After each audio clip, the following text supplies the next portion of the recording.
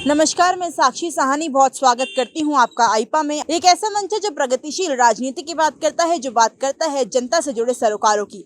इन्हीं मुद्दों पर बात करने के लिए हमारे साथ शहर कांग्रेस अध्यक्ष गौरव अग्रवाल जी मौजूद है। बहुत स्वागत है सर आपका आईपा में। बहुत धन्यवाद सर, सबसे पहला सवाल मेरा ये है, आईपा द्वारा एक मुहिम छेड़ी गई है जिसमें हम प्रगतिशील राजनीति की बात करते हैं।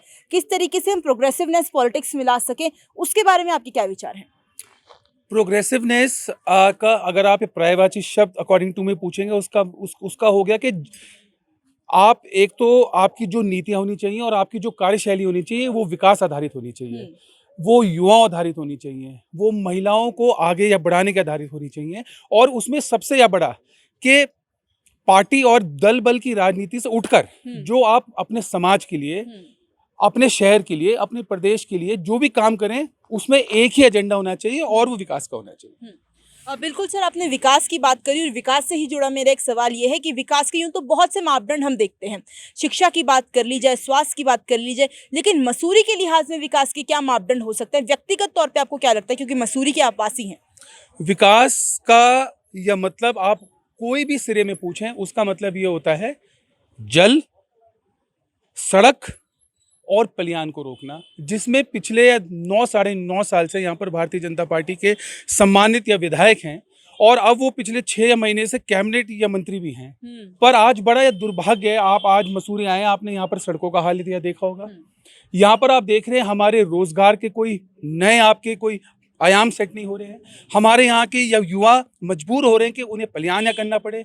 हमारे यहाँ पर कोई नए यूनिट नहीं होते। हमारा एक टूरिस्ट स्पॉट है और टूरिस्ट स्पॉट में सबसे इम्पोर्टेंट चीज़ है कि क्या पिछले 9 वर्षों में एक भी नया टूरिस्ट स्पॉट यहाँ पर डेवलप हुआ है? अगर चलो वो डेवलप नहीं भी हुआ, जो हमारे पुराने टूरिस्ट स्पॉट हैं क्या उनका सौंदर्यीकरण किया गया है? आपने सौंदर्यीकरण की बात करी, साथ में युवाओं की बात करी, दोनों से मेरे दो सवाल उत्पन्न होते हैं। लेकिन पहले आपसे सौंदर्यीकरण पे पूछना चाहूंगी कि सरकार द्वारा जो है रोपवेज बनाई जाती हैं, सरकार द्वारा हम देखते हैं अलग अलग म्यूजिकल फाउंटेन्स बनाए जाते हैं, उसको किस तरीके से देखते हैं? क्या लगता है आपको कि रोपवेज की ज़्यादा ज़रूरत इस समय मसूरी को है या डेवलप्ड सड़कों की? सबसे इम्पोर्टेंट है जहाँ पर हमारे टूरिस्ट, जहाँ पर हमारे या लोकल यहाँ पर आए, वो सड़क आपकी बहुत अच्छी होनी चाहिए। और इस प्रदेश का दुर्भाग्य है कि जब यहाँ पर हमारे मुख्यमंत्री, आपके डबल इंजन के हमारे मुख्यमंत्री, दो मुख्यमंत्री थे, दोनों के पास पीडब्ल्यूडी का विभाग था और पीडब्ल्यूडी के विभाग होने के बावजूद यहाँ की या सड़कों पे 1 रुपये खर्च या नहीं किया गया।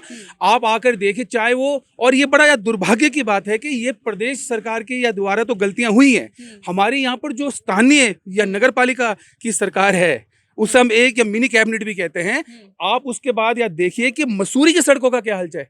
ऐसा या लगता है कि यहाँ पर इतने गड्ढे हैं, आपको नीचे देखकर वो चलना या पड़ेगा, सामने देखने की नौबत ही नहीं आती, क्योंकि आप या कब कौन से गड्ढे पे आपका पैर आ जाए आपको पता नहीं।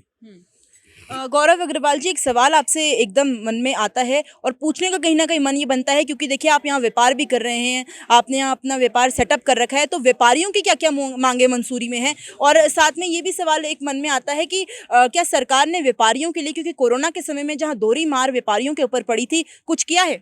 आपने एक बहुत ही अच्छा यह सवाल पूछा।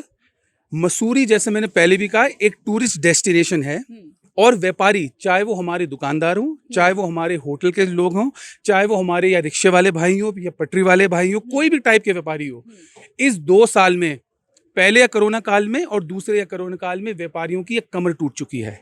यहाँ पर टूरिस्ट के या नाम पर कोई नहीं था यहाँ पर, और यहाँ लोकल कॉन्ट्रीब्यूशन या टूवर्ड्स या बिजनेस इज ऑलमोस्ट 0।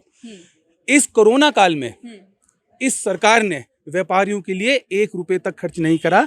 हमें कोई पैकेज नहीं दिया गया, हमें कोई राहत नहीं दी गई, कोई बिजली पर, कोई पानी के या बिलों में हमें रिबेट नहीं दी गई। तो मैं जानना चाहूँगा, एक सरकार का दायित्व होता है कि अपनी प्रजा, अपने लोगों के जख्मों पे वो आपके मरहम डाले, पर ये वाली सरकार ने हमारे या जख्मों पे, व्यापारियों के या जख्मों पे इन्होंने लाल मिर्च डाली है।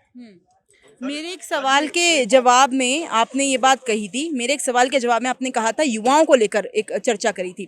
तो युवाओं क्योंकि एक ऐसा वर्ग है जो रीढ़ की हड्डी देश का होता है, प्रदेश का होता है। तो युवाओं के लिए क्या-क्या चीज़ें जो हैं सरकार ने लाई हैं, इसके बारे में भी जानना चाहेंगे और युवाओं की क्या माँगे हैं मसूरी में? क्योंकि देखिए जिन-जिन से हमने अभी बात करी तो सबने कहा कि स्कूल्स तो यहाँ पर हैं इंटर कॉलेज तक, लेकिन कॉलेजेस की जब बात आती है तो कहीं न कहीं एक क्वेश्चन मार्क सबके मन में बन जाता है। युवा एक हमारा जो देश है या भारत, हमारे यहाँ पर 38% से ज़्यादा युवा हैं। मसूरी में भी काफ़ी युवा हैं और बिल्कुल आपने सही बोला, यहाँ पर स्कूल्स हमारे मसूरी जाने जाते हैं स्कूल्स के लिए। पर व्हाट आफ्टर 12th, 12वीं या कक्षा के बाद यहाँ का युवा आपका क्या करे? जो यहाँ पर एक ही कॉलेज है, एमपीजी कॉलेज, वहाँ पर पिछले 8-9 साल से एक नया या सब्जेक्ट नहीं आया है। वहाँ पर जो लाइब्रेरी है, उस लाइब्रेरी में आपकी ढंग की या किताबें नहीं है, वहाँ कंप्यूटर्स नहीं है, वहाँ कोई ऐसा एटमॉस्फेयर नहीं है कि वहाँ पर जाके युवा कुछ सीखे। और मैं आज सबसे बड़ी जो आपने पूछी युवाओं की मांग किया है, देश भर में उससे मसूरी भी छूटा नहीं है। युवाओं की मांग है रोजगार। लेकिन सरकार ने देवस्थानम बोर्ड भी हटाया और साथ में बिजनेस सेटअप करने के लिए इन्वेस्टर समिट जैसी अटकलें भी लगाई। उसको उसके बारे में क्या कहना चाहेंगे? सबसे पहले तो मैं हमारे पांडा या पुरोहित को बहुत बहुत या बधाई दूंगा कि उनका जो हक था, उनकी जो मांग थी, उनकी जो संघर्ष था, उस पे उन्हें जीत मिली है। उन्हें मैं बहुत बहुत या बधाई देना चाहूंगा। जैसे कि हमारा काला कानून केंद्र की सरकार लाई थी, या बिना किसी से पूछे, बिना किसी से मांगे, जब वो किसान बार बार बोलते रहे हमें ये कानून या नहीं चाहिए, उसके बावजूद भी ये तानाशाह या सरकार इस काले कानून को लाई। उसी तरह हमारे उत्तराखंड में ये राज्य सरकार, हमारे पांडा या आपकी पुरोहित, जो इतने सालों से एक व्यवस्था चल रही थी कि सारे ये मंदिर उनके कंट्रोल में रहेंगे, जो उनकी आमदनी होती है उससे उसका पालन पोषण होगा पूरे आपके क्षेत्र का। पर ये सरकार ने आपकी फिर से बिना किसी से पूछे, बिना किसी से बात करे, बिना हमारे पांडा या पुरोहित लोगों की राय लेकर उन पर एक कानून थोप दिया गया, जिससे उन्होंने उनके सारे अधिकार छीन लिए। पर अब चुनाव आपका सिर पर है। आपको समझना पड़ेगा, ये प्रदेश और देश की जनता को समझना पड़ेगा कि अब चुनाव सिर पर है। उत्तर प्रदेश और बाकी 4 राज्यों में चुनाव है, 5 राज्यों में, और उपचुनाव में हार के डर से और आने वाली हार को भांपते हुए इस देश की, इस प्रदेश की या जनता का या मूड समझते हुए उन्हें आइडिया हो गया था कि अब वो उनकी जुमलेबाजी या नहीं चलेगी। सिर्फ चुनाव के डर से देवस्थानम बोर्ड को आपका भंग किया गया है और ये काले कानून या कृषि कानून को भी वापस लिया गया है। ये सिर्फ चुनाव के डर से है। इसमें उनका कोई भी जनता से या पांडा या पुरोहित से या किसानों के या प्रति कोई हमदर्दी नहीं है। और मैं आपके मंच के माध्यम से खुला कहना चाहूँगा, ये सिर्फ एक चुनावी शगुफा है और ये चुनाव के या डर से ये दोनों कानून वापस लिए गए। जो भी सरकार आती है 2022 विधानसभा में, चाहे आम आदमी पार्टी आए, कांग्रेस आए, भाजपा या अन्य कोई दल आता है, क्या उम्मीदें व्यक्तिगत तौर पे, क्योंकि देखिए हर किसी की जीविका किसी ना किसी चीज़ से जुड़ी होती है, हर व्यक्ति के कुछ ना कुछ सपने होते हैं, युवाओं के अलग होते हैं, वरिष्ठ के अलग होते हैं, क्या आपके व्यक्तिगत तौर पे सपने हैं नई सरकार से जो भी आती है?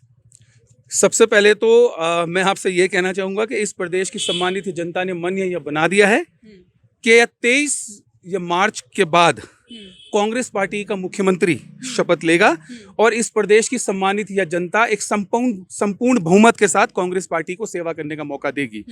दूसरा, आज मेरा नहीं, इस पूरे प्रदेश के एक एक व्यक्ति, हमारी माताओं का, बहनों को, युवाओं का, सबका एक ही सपना है विकास। सबका यह सपना है जो 5 साल इस भारतीय जनता पार्टी की डबल इंजन की है, वो सरकार ने इस प्रदेश को एक मुख्यमंत्री या बनाने का प्रयोगशाला बनाया। ये युवा विरोधी सरकार, ये किसान विरोधी है सरकार, ये रोजगार विरोधी सरकार, ये महिला विरोधी है सरकार, इसको उखाड़ के फेंकने का वो संकल्प इस प्रदेश की आम जनता ने ले लिया है। समाज कल्याण और राजनीतिक उद्यान की बात आईपा करता है, प्रयास करता है कि किस तरीके से सामाजिक बुराइयों को निकाल के निचोड़ के फेंका जाए और जनता के बीच में उन मुद्दों को, उन लुप्त मुद्दों को लाया जाए जिनको उठाने में कहीं ना कहीं हर कोई संकोचित होता है। आईपा के इस प्रयास को किस तरीके से देखते हैं आप और इसके लिए आपका क्या मार्गदर्शन रहेगा? मैं आपको बहुत ही बधाई दूंगा, मैं आईपा को बहुत ही बधाई दूंगा कि आपने आके एक सही वक्त पर इस प्रदेश की समस्याओं को आपने समझा, उनके बारे में आप कम से कम चर्चा तो कर रहे हैं। और मैं भगवान से प्रार्थना करता हूँ, ईश्वर से प्रार्थना करता हूँ, आपकी जो ये मुहिम है ये इस गूंगी बहरी सरकार के कानों तक जाए और उन्हें भगवान इतनी सद्बुद्धि दे कि आप ही के माध्यम से कुछ इस प्रदेश के आपके लोगों का या भलाया कर सकें।